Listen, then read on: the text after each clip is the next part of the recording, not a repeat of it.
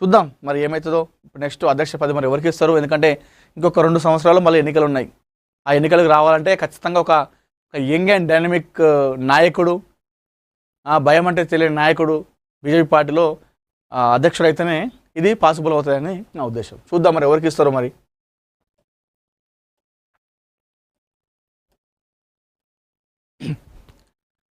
ఒక్కటి కూల్చితే 100 సంస్థలు కడతామని చెప్పేసి అక్బరుద్దీన్ ఓవైసీ కామెంట్ చేయడం జరిగింది. మా విద్యా సంస్థలను కూల్చి వేస్తామని అంటున్నారని, ఒక సంస్థను కూల్చేస్తే 100 విద్యా సంస్థలు కడదామని చంద్రయానగుట్ట ఎమ్మెల్యే ఎంఐఎం నేత అక్బరుద్దీన్ ఓవైసీ అన్నారు. విద్యా సంస్థలను ఎలా కాపాడుకోవాలో తమకు తెలుసు అన్నారు. మమ్మల్ని భయపెట్టాలని చూస్తున్నారని, ఇలాంటి బెదిరింపులు గతంలో చాలానే చూశామన్నారు. మీ బెదిరింపులకు మేము లొంగమని హెచ్చరించారు. మేము అవినీతికి పాల్పడలేదని, ఇలాంటి మోసాలు చేయలేదన్నారు. మా విద్యా సమస్యలు ఉన్నా లేకపోయినా విద్యార్థులకు చదువు చెప్పిస్తామని చెప్పారు అక్బరుద్దీన్ ఓవైసీ. సో మరి ఇప్పుడు ఇలాంటి అవినీతి పాల్పడకపోతే ఈ స్టేట్మెంట్ ఇవ్వాల్సిన అవసరం లేదు అక్బరుద్దీన్ గారు. ఇలాంటి అక్రమ కట్టడాలు కానీ, ఇలాంటి అక్రమంగా నిర్మాణాలు కానీ చేయకపోతే మీరు ఈ స్టేట్మెంట్ ఇవ్వాల్సిన అవసరం లేదు. ఎందుకంటే ఇలాంటి తప్పు చేయకపోతే మీరు, అంటే ఆ కాలేజ్ ఏదైతే కట్టిన ప్లేస్ ఉందో అది న్యాయబద్ధంగా చట్టబద్ధంగా కట్టి ఉంటే మీ జోలికి ఎవరు కూడా రారు. అసలు అక్కడ టచ్ కూడా చేయలేరు ఎవరు కూడా. టచ్ చేస్తే కూడా అది వాళ్ళకే మైనస్ అవుతుంది, మీకే సపోర్ట్ చేస్తారు. ఒకవేళ అక్కడ మీ తప్పు లేకుండా వాళ్ళు కూల్చేస్తే,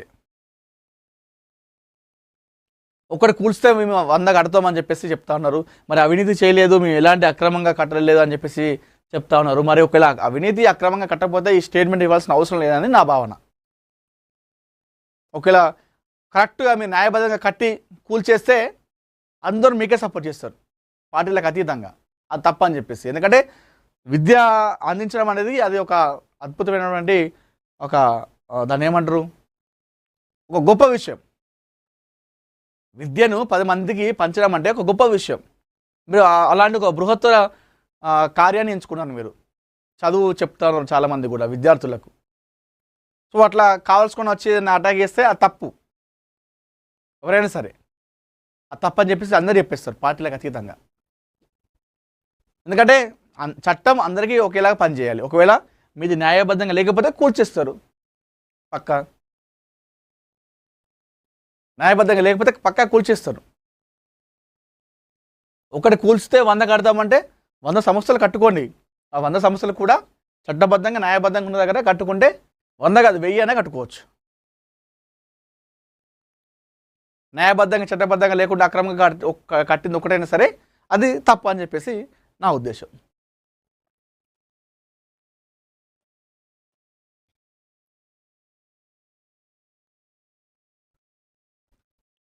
త్వరలో స్థానిక ఎన్నికలు, అన్ని చోట్ల గెలవాల్సిందే. కుప్పం నుండి సీఎం చంద్రబాబు పిలుపు. త్వరలో స్థానిక సంస్థల ఎన్నికలు రాబోతున్నాయని, వాటన్నింటిలోనూ టీడీపీ నేతృత్వంలోని కూటమి అభ్యర్థులు గెలవాలని ఏపీ సీఎం చంద్రబాబు ఆకాంక్షించారు. రాష్ట్రంలోని అన్ని మున్సిపాలిటీలు సహా స్థానిక సంస్థలన్నింటినీ కూటమే కైవసం చేసుకోబోతుందని ధీమా వ్యక్తం చేశారు. తెలుగుదేశం కార్యకర్తలకు సమాజంలో మంచి పేరు, గుర్తింపు ఉందని, దానికి భంగం కలిగేలా ఎవరు ప్రవర్తించకూడదని హితవు పలికారు. తన సొంత నియోజకవర్గం కుప్పంలో పర్యటిస్తున్న సీఎం చంద్రబాబు 3వ రోజు పార్టీ శ్రేణులకు కీలక దిశానిర్దేశం చేశారు. ప్రజా సమస్యల పరిష్కారంలో పార్టీ యంత్రాంగం, ప్రభుత్వ అధికారులు, పోలీసులతో సమన్వయం చేసుకోవాలని సూచించారు. క్షేత్రస్థాయిలోని